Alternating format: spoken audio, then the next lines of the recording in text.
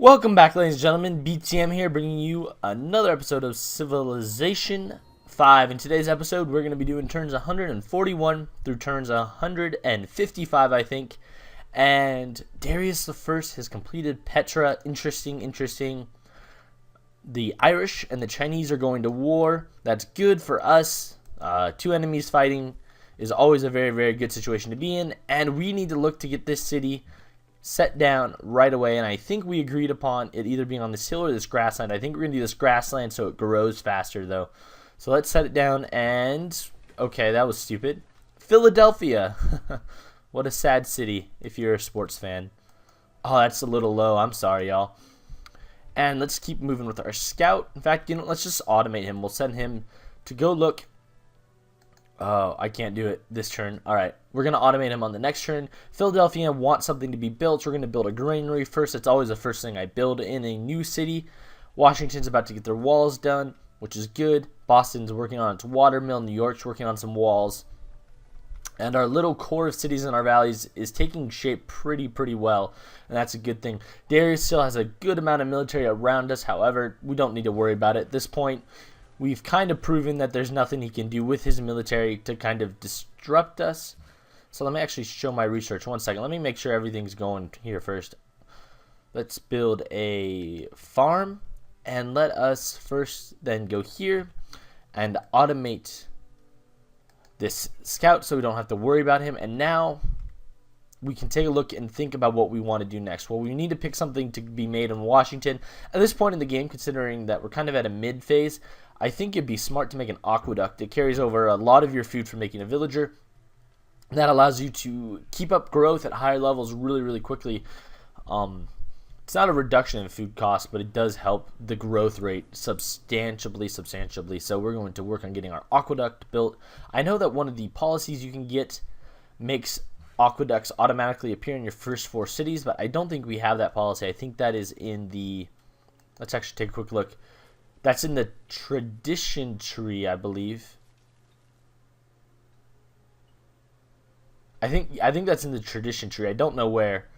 Maybe not. No, they give you a free culture building. All right, never mind.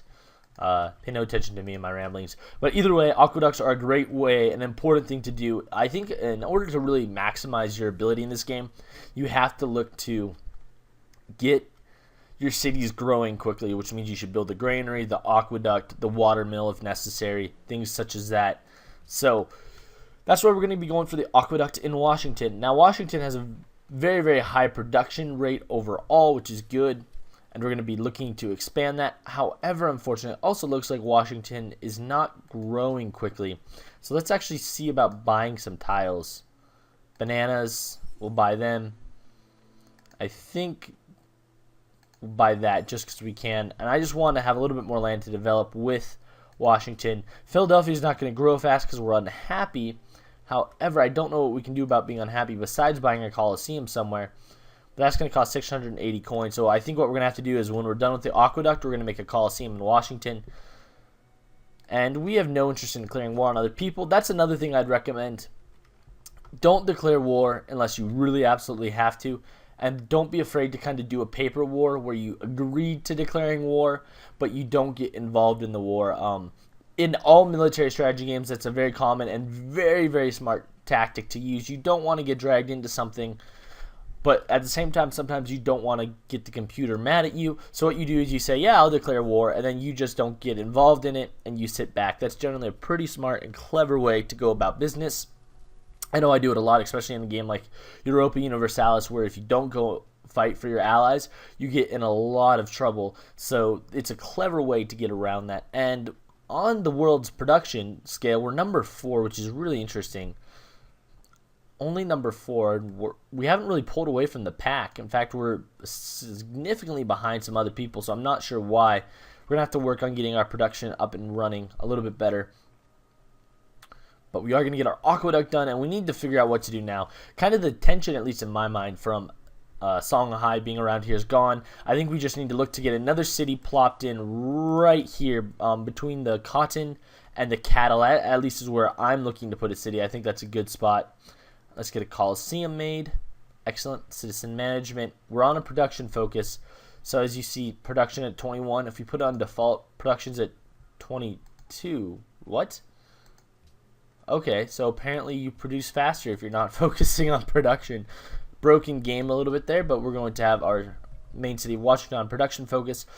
Our goal there is, of course, to make things as fast as possible, whether it's military units or buildings, and use that to our great advantage. And the music is really lovely. A lot of piano music. That's quite nice. We are going to build a plantation here that's going to allow us to maximize the usage of the bananas on the tile. And they want to build something. Let's build a Coliseum in New York. Also, that negative that total unhappiness is kind of crimping my style. And wow, if I did not know better, I would say that London is coming to attack us. They clearly have the water technology that allows them to disembark units across land and water and sea. Okay, that made no sense. They have the technology that allows them to move their units across water, though. And it looks, unless I'm mistaken, like they're going to dump them in our valley. Along with... Nope. Okay, maybe not. That was random. But it looks like they're going to dump them in our valley. And I'm really annoyed that Askia, or Shanghai, has all these men. This is kind of getting old and annoying at this point. Ooh, somebody founded a religion. How are we doing the religion modifier? You are gorgeous. Yes, I will totally work with you.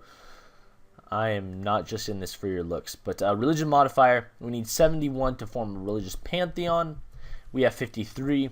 We probably should get more shrines up and running. But maybe we'll build one in Boston now that we have a water mill done. Let's see. Interesting. It's not quite loading up there properly. Not the end of the world. Let's cross the river. And to choose our next building... Aqueducts are really smart in terms of growth. Shrines will help us, though, with our religious ambitions. I think I'm going to go with a shrine, at least for now. I don't know. I just want to do that. And she just wants me to give her luxury resources for no reason. That's not going to work. And that shouldn't be popping up. Cancel. Whoa. All right. 1 second. Okay. Hopefully that wasn't too obvious. And it's thinking about it. Alrighty, we revealed iron on the map, and yes, we have iron in our city. How much is it? 6 or 2? 2, not the end of the world. Let's see if there's iron anywhere else, actually. That's marble. I think that's the only place iron was revealed. That's not a lot either, unfortunately. Only 2, but I don't know how much iron we need, so we're probably fine with only 2. And wow, yep, okay. I think we can pretty much conclude that the English are coming. They are coming over to the sea. They have hopped to the pond, you could say.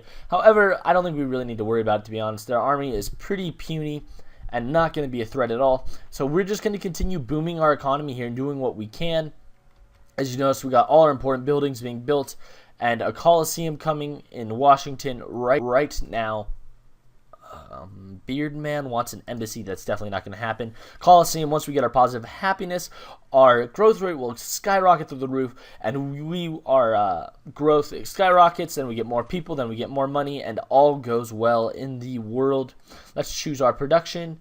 Let's actually work on a Great Wall. I like the Great Wall. What Great Wall does, by the way, is it slows down enemy units' walking speed in your territory by half. So it takes them twice as long to move around, which really makes defending your territory a lot better. However, we're at turn 156 here. We kind of overshot it a bit. So I'm going to quickly save my game. Then we're going to take another look at the statistics because you guys have asked me to do that. So we're going to click retire. And let's look at the demographics, I should say. Population number 4. Crop yield number 2, manufactured goods number 2, gross national product number 6. We fell there, I think. Land number 6, soldiers number 10, approval number 9, and literacy number 10. I don't think we actually increased. I think this episode we actually fell behind everywhere. So that probably was not as good as it could have been. Anyway, thank you guys so much for watching. My name is BTM, and until next time, good luck and happy hunting.